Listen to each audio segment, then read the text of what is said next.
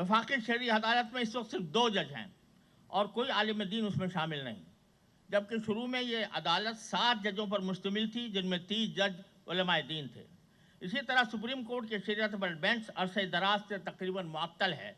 बहुत से अहम मुकदमात साल साल से ज़ेर इल्तिवा हैं और बेंच का इजलास शाज़ व नादिर ही होता है।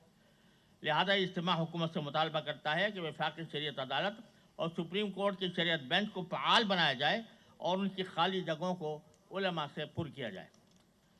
यह आखिरी करारदाद है जो अगरचे बराह रास्त सूद से मुताल्लिक़ नहीं है, लेकिन अपनी अहमियत रखती है कि यह इज्तिमा पिछली हुकूमत में मंजूर किए हुए ट्रांसजेंडर एक्ट के बारे में मुतालबा करता है कि इसमें तरमीम करके उसे शरीयत के मुताबिक बनाया जाए।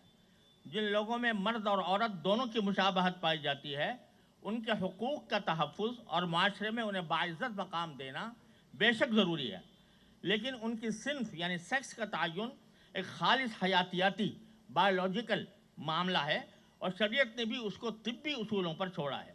इस बात का कोई जवाज़ नहीं कि एक शख्स को जो तिब्बी एतबार से मर्द हो सिर्फ उसकी ख्वाहिश की बुनियाद पर औरत करार दिया जाए, या जो शख्स तिब्बी एतबार से औरत हो सिर्फ उसकी ख्वाहिश की बुनियाद पर मर्द तस्वुर किया जाए। ट्रांसजेंडर की इस्तिलाह इसी गैर माकूल और गैर शरई तस्वुर पर मबनी है। इसलिए इस एक्ट के बारे में पार्लियामेंट में जो तरमीमें पेश की गई हैं उनके मुताबिक इस एक्ट में फौरी तौर पर तरमीमें नाफिज की जाएँ।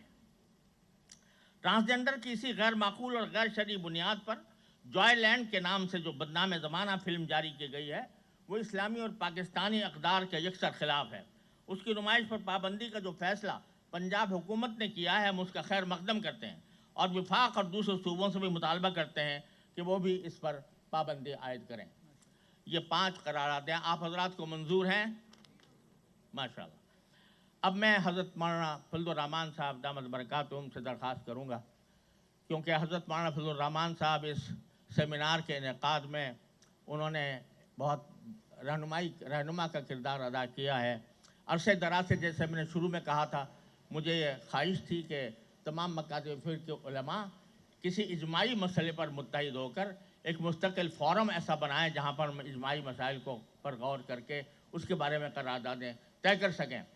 हज़रत मौलाना फजलुर रहमान साहब ने मुझे फरमाया कि अब उसका वक्त आ गया है सूद के सिलसिले में, तो उनकी ये तजवीज़ पर ही मैंने ये सारी कार्रवाई की है। अल्लाह ताला उनको बेहतरीन जज़ा अता फरमाए। अब मैं हज़रत को दावत देता हूँ कि वो अपने इरशादात से मुस्तफ़ीद हो।